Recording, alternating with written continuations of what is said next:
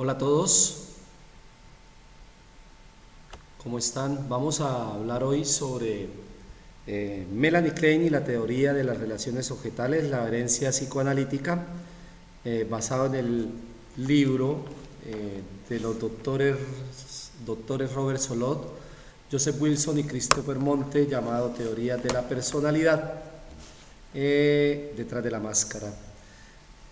Hablar de Melanie Klein y Donald Winnicott es hablar de la herencia psicoanalítica, retomar las ideas freudianas haciendo énfasis en el trabajo con niños.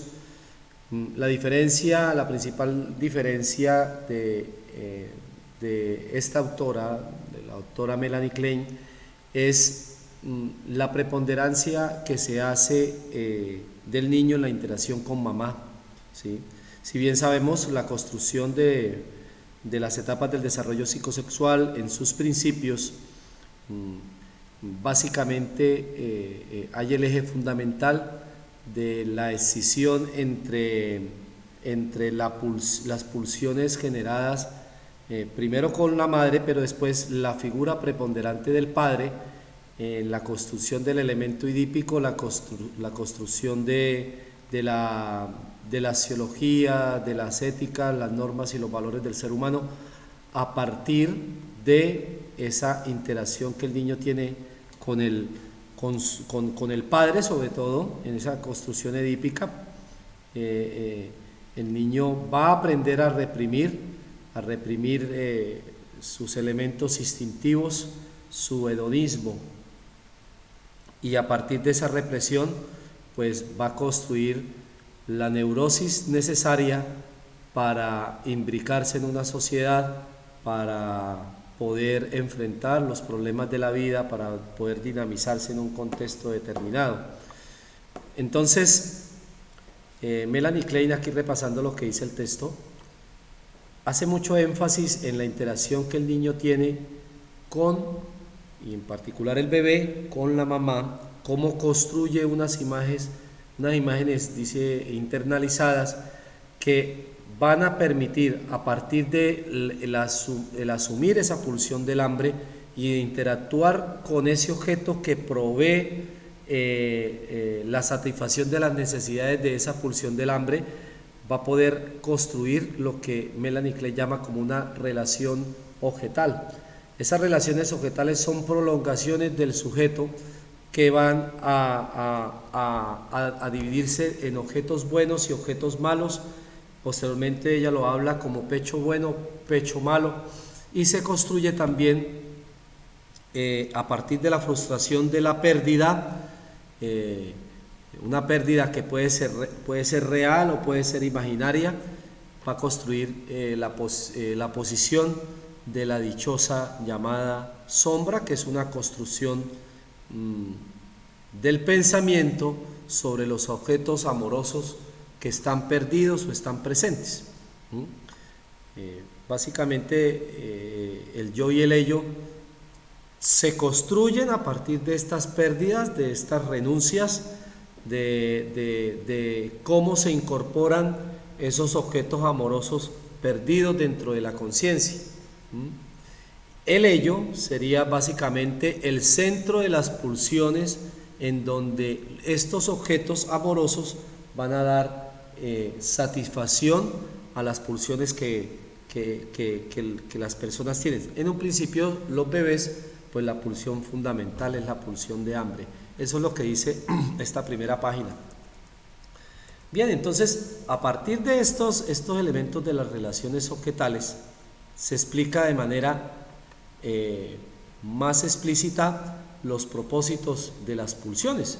Entonces está por un lado la pulsión del hambre y por otro lado la relación con un objeto que busca satisfacer esta función.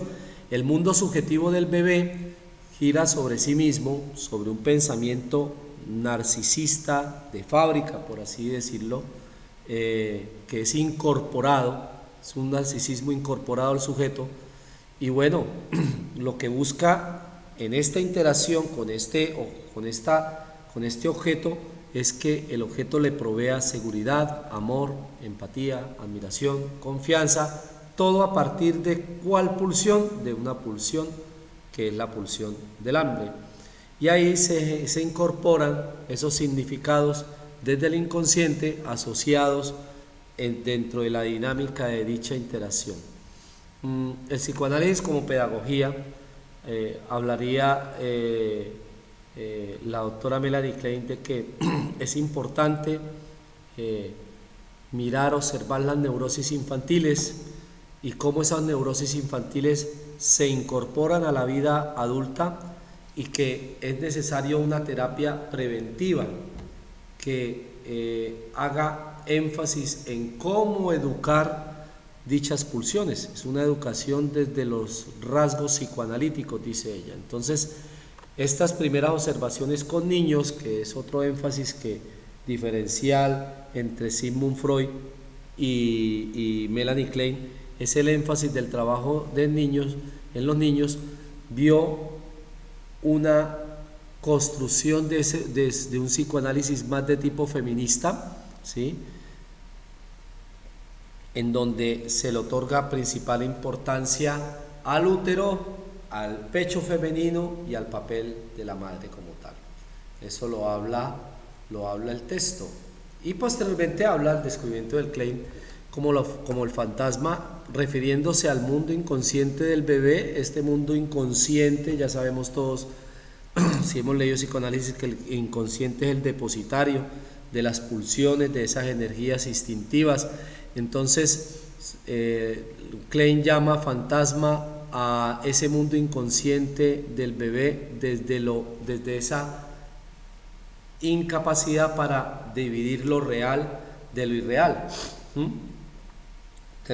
Coloca este término fantasma distinto de fantasía para describir los pensamientos, los deseos de inconscientes que no son necesariamente reales. El fantasma crea el mundo de la imaginación a través de los procesos fantasmales del bebé, prueba y construye de manera primitiva sus experiencias desde dentro y desde afuera, desde lo que ve y desde lo que no ve, y esa capacidad que el niño tiene de, después de entender que lo que no ve no quiere decir que no exista, sino que no está presente, pues va a llevar a que el niño empiece a construir los primeros procesos básicos del pensamiento, de abstracción de la realidad, de pensamiento lógico y demás. Son de los primeros procesos cognitivos que la persona tiene, los procesos lógicos y los procesos de abstracción de la realidad. Abstracción es la capacidad metacognitiva de ver más allá de lo que no se ve. Por eso estos elementos, luego de la experiencia clínica, dice Melanie Klein, que llegan a la vida adulta, y estos fantasmas, dependiendo de cómo son asumidos en la niñez, dan para la persona buenas capacidades para lidiar con sus sentimientos conflictivos entre el amor y el odio por la misma persona en la vida adulta o con otros actores posteriormente. Es la capacidad de construir la frustración. Y bueno, si vamos a hablar de pecho bueno y pecho malo, es que el niño primero identifica un pecho bueno, un pecho proveedor, un pecho que da, un pecho que biológicamente es abundante, que da todo lo que la persona quiere. La persona lo que desea es seguridad, amor, confianza, en fin, alimento, pero no siempre va a estar ahí, porque pues debe salir de allí, y allí cuando la mamá, digamos, ya no le da tanta leche al niño, tanto seno, tanta teta, entonces empieza con la dicotomía del pecho malo. Y bueno, este pecho malo, que en algún momento tiene que ocurrir este destete, hablaría sobre la construcción edípica, en donde el destete es fundamental, y es esa capacidad que el niño tiene de reconocer que a partir de ese desapego materno, pues se va a generar una construcción de la personalidad, y de que es algo fundamentalmente necesario para evolucionar, ¿sí? Y esa es la construcción de esa incorporación entre el pecho y el bebé a partir del destete que va a generar la resolución efectiva del complejo edípico. Entonces, si este pecho, siendo un objeto que hace parte de un sujeto que es mamá, no me satisface placer, pues es un objeto malo. Si me da todo mi placer, pues es un objeto bueno. Y ahí están los objetos parciales, cómo se convierten esos objetos parciales a la transición a una persona total. Es la construcción de decir mamá buena, mamá mala, a partir de lo que me da frustración y dolor, o satisfacción y placer, pero esas dos personas que vienen siendo divididas como un objeto parcial hacen parte de una misma persona, que sería la madre. Entonces es el reflejo de ese amamantamiento, el desarrollo del mundo del objeto, la incorporación del apego, es eso. Entonces el apego se da a un objeto que provee la satisfacción de una pulsión, ¿sí? Y en la medida de que esa satisfacción se dé, pues o se ama ese objeto o se odia ese objeto.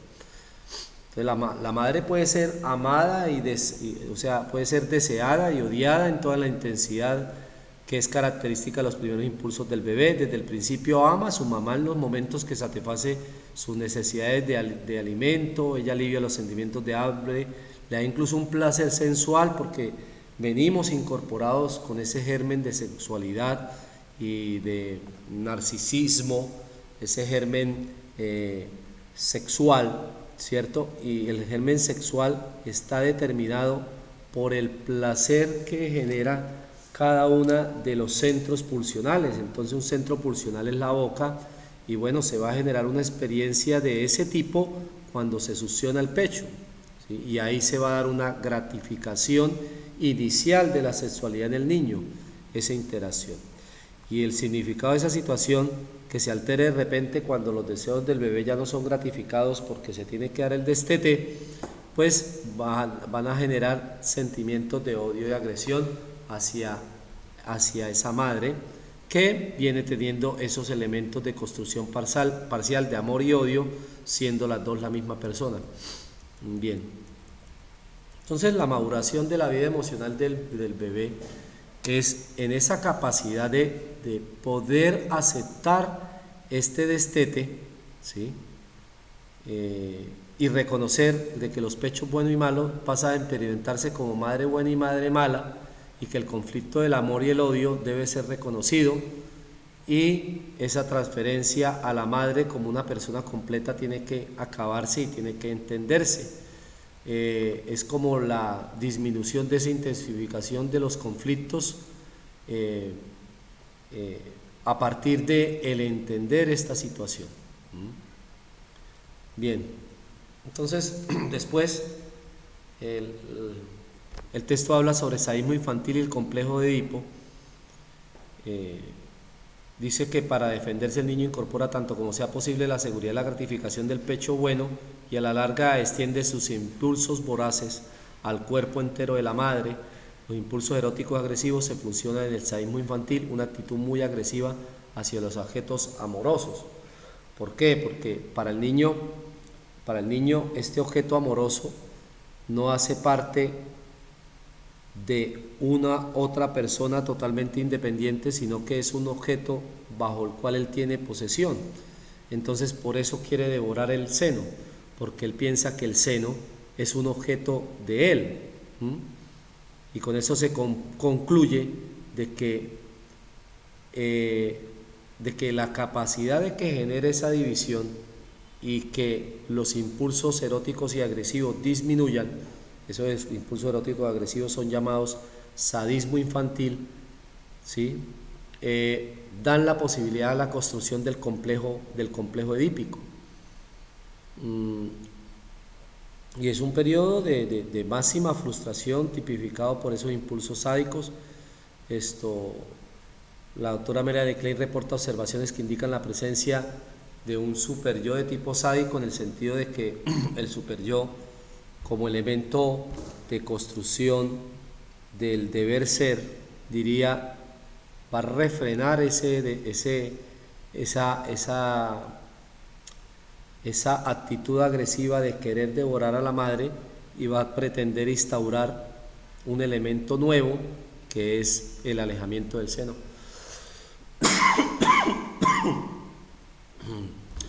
Klein creía que las dinámicas del complejo edípico clásico solo emergen cuando se construyen sobre ciertos impulsos sádicos amorfos y difíciles de controlar.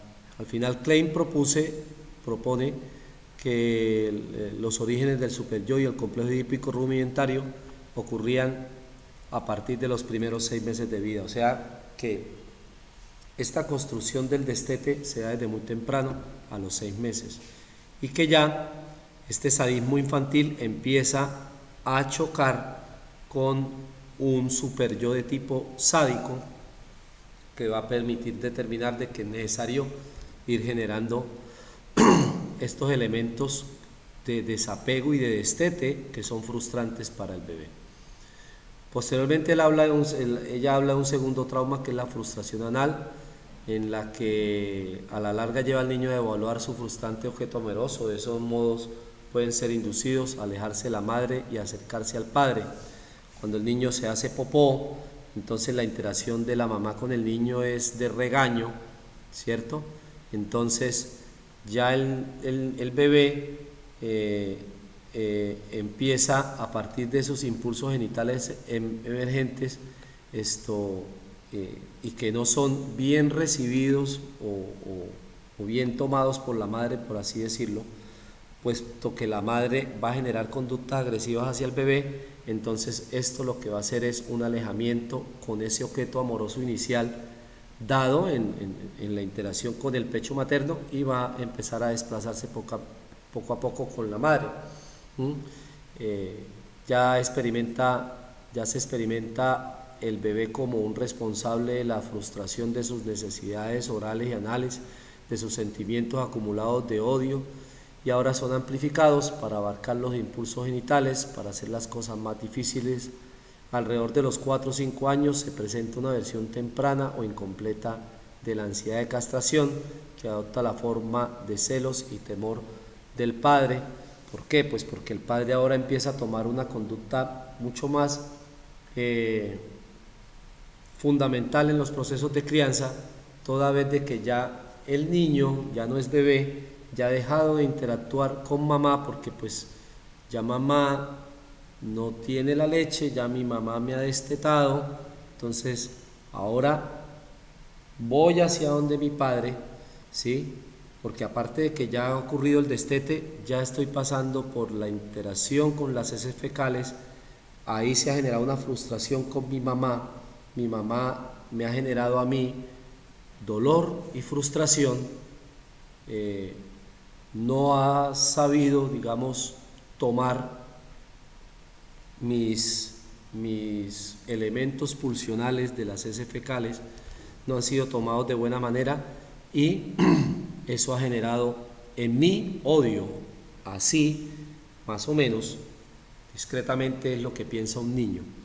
Estos elementos de castración, ¿cierto?, van a provocar un acercamiento con el padre.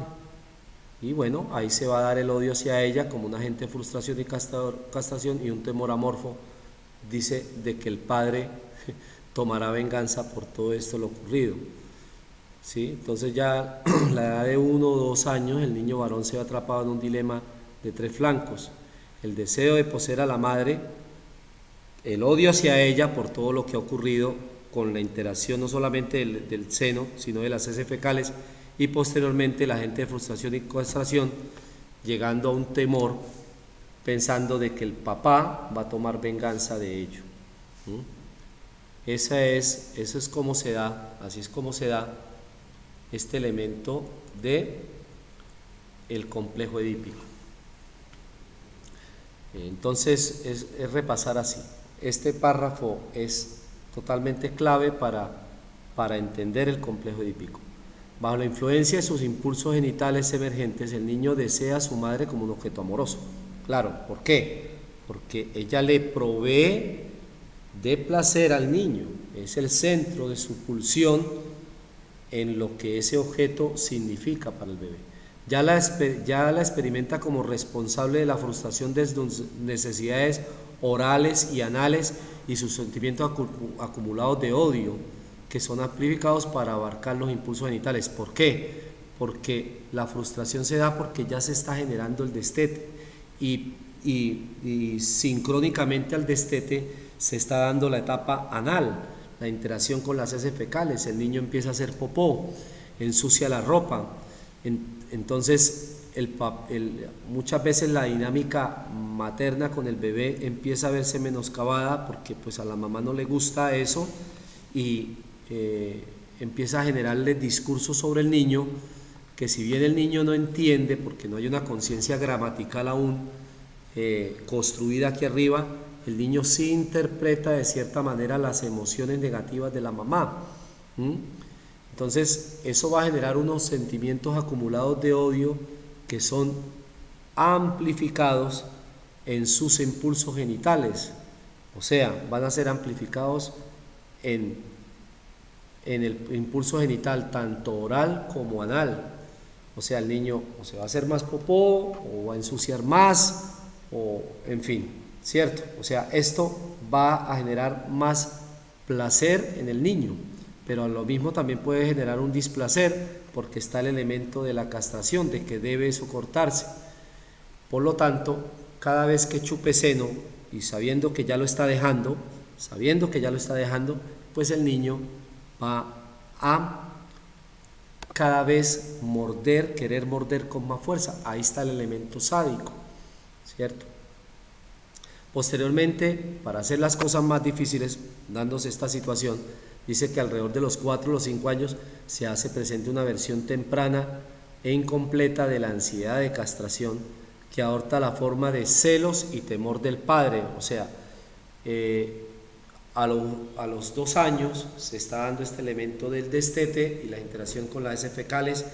Mamá ya no me genera más placer porque ya lo que está generando es odio por todos los elementos de castración que me están dando, entonces voy donde papá, ¿sí? Pero hay un temor amorfo, dice la doctora Klein, un temor sin forma, en donde el niño lo que piensa es que papá va a tomar venganza. Eso es lo que habla esta construcción edípica, ¿sí? Y bueno, pues esa es como que esa construcción que el niño hace de este elemento del complejo edípico, cómo se construye el complejo edípico desde la postura de la doctora Melanie Klein. Eso era lo que quería hoy hablar, más que todo sobre cómo se hace esa construcción del Edipo en la doctora Melanie Klein.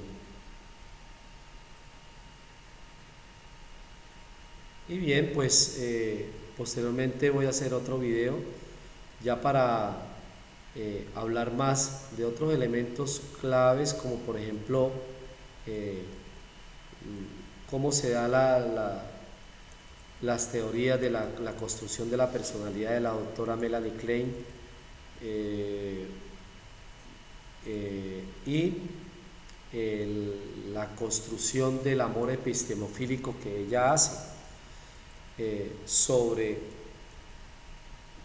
el querer saber el origen, el querer saber de dónde venimos, que es otro elemento de esa búsqueda teleológica del sujeto en torno a, como decía Adler, como un método de protesta de querer buscar la realización. Ahora, para Melanie Klein no se busca la realización, se busca encontrar el origen, ¿sí? ¿Y por qué encontrar el origen? Porque hace parte de estos elementos de construcción del fantasma del sujeto, ¿sí? Y se generan esas dudas. El amor epistemofílico, todo basado desde la castración, que la castración aquí es fundamental, ¿no? Vamos a mirarlo voy a buscarlo aquí dentro del texto. acá. El instinto epistemofílico o el amor al conocimiento. El yo del bebé está desarrollado, mal equipado para entender la naturaleza de los impulsos orales y anales cuya intensidad va en aumento. O sea, el bebé obviamente no sabe qué es lo que está pasando y no sabe cómo interactuar con esos impulsos. No hay una capacidad de la conciencia que sea razonable para poder entender esa situación, lo que hace que el bebé se sienta abrumado, y más abrumado aún cuando en esa interacción con la madre no le provee necesariamente de todos sus elementos necesarios para calmar o satisfacer la pulsión. Esto va a hacer de que el niño cada vez quiera tener más curiosidades de tipo sexual. ¿Por qué? Porque hay una activación de lo sexual en el chupar, hay una activación de lo sexual en el defecar. Y estos impulsos se dirigen hacia querer saber cuál es la fuente del deseo, esa relación con el mundo, esa relación incorporada. El niño no solamente siente curiosidad por su cuerpo, sino por el cuerpo de la mamá. Y como tiene un fuerte deseo de poseerlo, acordémonos que en esta fase final de las relaciones objetales con el seno materno hay esa parte canibalística de querer devorar a la mamá. Entonces yo también deseo poseer el cuerpo de mamá, y no solamente poseerlo, siento curiosidad acerca del cuerpo de ella y sus contenidos, y es una oposición muy extraña, por así decirla, porque llena también de sensualidad, de sexualidad, todo a partir de una interacción basada en el hambre que lleva a construir un elemento de querer devorar al otro, de querer poseer al otro. Es experimentar una envidia del pecho, va a pasar a una envidia del útero, que es la curiosidad del niño por saber de dónde vino, la curiosidad del niño por saber por dónde salió, cuál es su origen, ¿sí? Klein llamó a esto una fase de femineidad. Los bebés de ambos géneros se identifican activamente con la madre, que buscan poseer y desean poseer esos órganos sexuales especiales de la mamá, ¿sí? Y por eso los niños, cuando la mamá está mal sentada, tratan como de mirarle la ropa interior, le alzan la falda, que puede ser para algunos una conducta grotesca, pero es una conducta intensa de curiosidad sexual, ¿sí? Que en un principio, al igual que en el destete, lo que va a encontrar es una frustración, porque su yo primitivo carece de la habilidad y del lenguaje para hacer preguntas acerca de estos impulsos sexuales, de las partes del cuerpo. Lo único que al niño le queda es solamente pues poner en juego estas conductas de amor epistemofílico, de interés por los órganos sexuales, que no es un interés de tipo genitosexual, sino un interés de saber el origen y de dónde vengo, pero no tengo las preguntas necesarias para abordar el tema. Tengo no más 3, 4 años, entonces ¿cómo lo voy a hacer?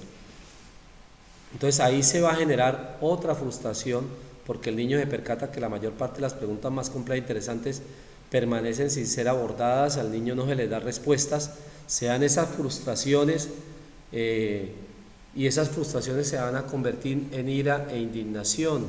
Entonces se reprime esa curiosidad sexual del niño, con el tiempo puede generarse para incluir la inhibición a toda forma de curiosidad, lo que puede dar lugar a sentimientos obsesivos generales de ineptitud e incapacidad. Entonces, esta ira, esta indignación, esta frustración, llamémoslo así de una manera más blanda, va a hacer de que el niño quiera buscar respuestas por otras partes. Y a veces uno encuentra como hay niños que a una muy temprana edad ya ceden a pornografía, ¿sí? Es esa misma curiosidad generada desde la envidia del útero, en donde es la base del amor epistemofílico. El niño pues va a desprender todas estas habilidades para encontrar respuestas sobre estos elementos. La relación objetal del centro de la pulsión pasó de ser del pecho, ¿sí?, que era una relación basada en la pulsión en el hambre, una pulsión del hambre que posteriormente va a ser modificada a una pulsión de curiosidad para saber de dónde estamos, cuáles son nuestros órganos sexuales, para qué sirven, de dónde llego, de dónde vengo. Entonces está esa posición de femineidad muy marcada por los niños.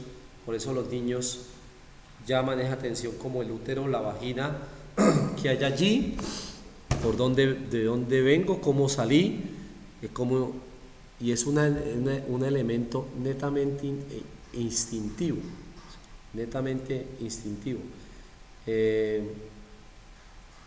es que todo lo que sea esa división de el dentro afuera, lo real, lo irreal, que también hace parte, digamos, del conocimiento que el bebé no tiene, pero que el bebé quiere lograr tener, de ahora yo estoy aquí afuera, pero cómo nací, de dónde vengo, cómo vine, cómo salí. Tengo mucha confusión, quiero saberlo, pero no sé cómo preguntarlo, y quiero mirar cuál es mi origen. Entonces observo a mi mamá, en fin, interesante. A eso se le llamó, a esa pulsión epistemofílica de querer saber esa realidad, se le llamó el instinto epistemofílico, que es un gran elemento de la fase de la feminidad, que todos los bebés se identifican activamente con la madre y buscan poseerla porque ella es la que me tiene toda la información sobre mi origen, y ya no me interesa más chupar teta, y lo que quiero saber ahora es el útero, cómo era esa casa donde yo estaba antes. Qué interesante esa curiosidad sexual del niño, que ya pasa más del hambre a querer saber, querer curiosear, y querer plantearse preguntas básicas sobre este tema, que muchas veces lo que uno, como son temas tabú aún hoy en día, pues el niño no va a encontrar esos elementos del conocimiento. Muy bien, entonces eso es lo que trabajamos en la primera parte con Melanie Klein. Muchas gracias a ustedes por su atención. Espero que esto les haya servido, y posteriormente veremos otro video, haré otro video, otra clase sobre Melanie Klein. Muchas gracias por su atención y que estén muy bien.